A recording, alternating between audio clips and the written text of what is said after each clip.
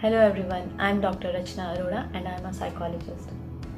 Today I'm going to talk about breakup, why it is so painful and challenging to overcome, and also the ways to overcome breakup. Breakup can cause considerable psychological distress.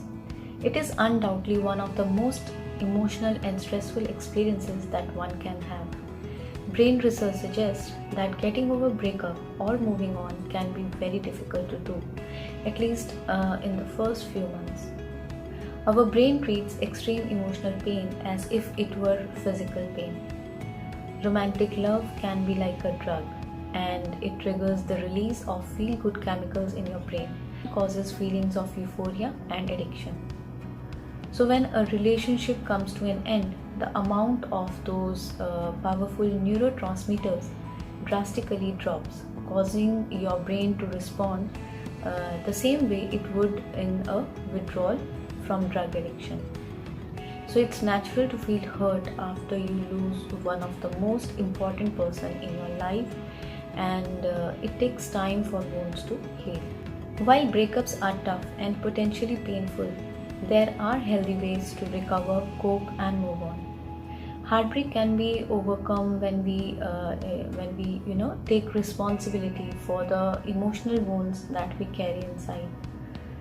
I'm sharing some tips to help you move on post breakup, and these tips may be helpful as you recover in a healthy way. So the first thing you need to do is express your emotions. Expressing your emotions is your first step to recovery.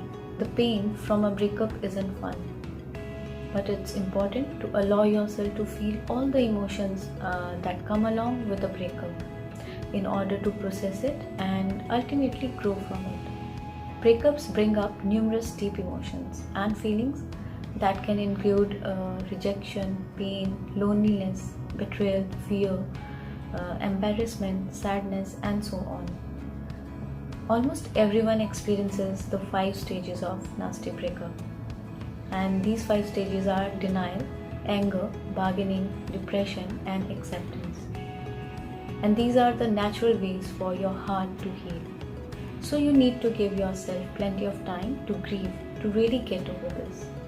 In the grieving process, it takes into account various emotions, but one's grief is as different as their life is.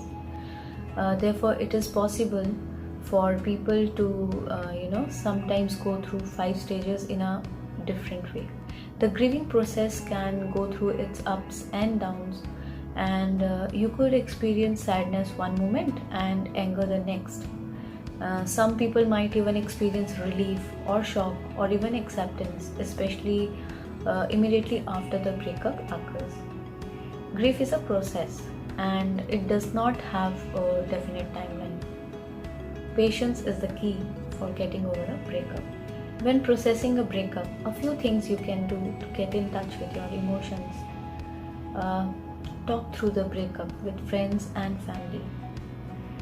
The other thing you can do is journal about what you are feeling. Journaling is a great tool during breakups, and just a 5-minute daily practice can help you express your emotions and get in touch with your feelings. Research showed that writing about memories associated with your breakup can help you move on faster. It's important to acknowledge and express whatever you are feeling. Research shows that emotional expression can be beneficial to mental and physical well-being. So the next thing you can do is embrace self-care as a coping mechanism. Self-care is key for getting over a breakup with grace. Breakups can wreak havoc on your mental health. So it's crucial to practice self-care to keep yourself mentally well.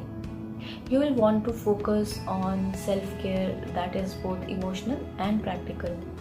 For emotional self-care, you want to come up with ways to help you cope with feelings of emotional insecurity, self-scrutiny, and other negative feelings that may arise.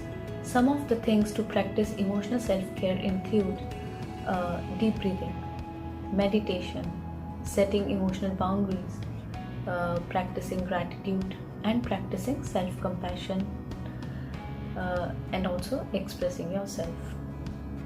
It is also important to focus on practical self-care.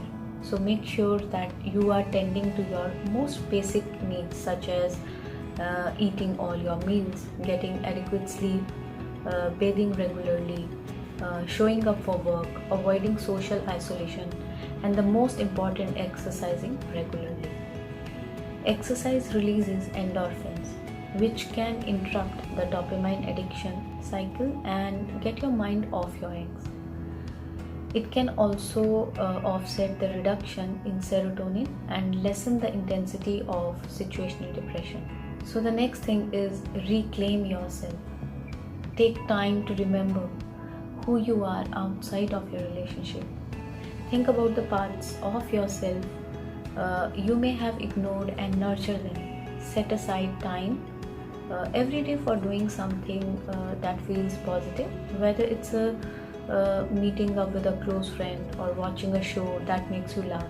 Scheduling in moments that bring you joy is vital for healing a broken heart. And the most important thing is stay socially active.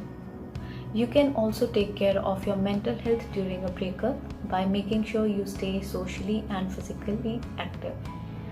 At times, the grief of a breakup may be so strong that you end up being alone. Group support and individual support with friends and family are important. Try not to isolate yourself during this delicate time. Your family and friends can help you vent, but also show you that you are loved and supported. And finally, seek professional help. It's important to talk about feelings with others and not numb yourself out. And if you find that your grief is too much to bear on your own, a mental health professional can help. Talking to a therapist can be tremendously valuable during a breakup. A therapist can support you through your recovery journey and also help you work through your painful emotions while also finding ways to cope.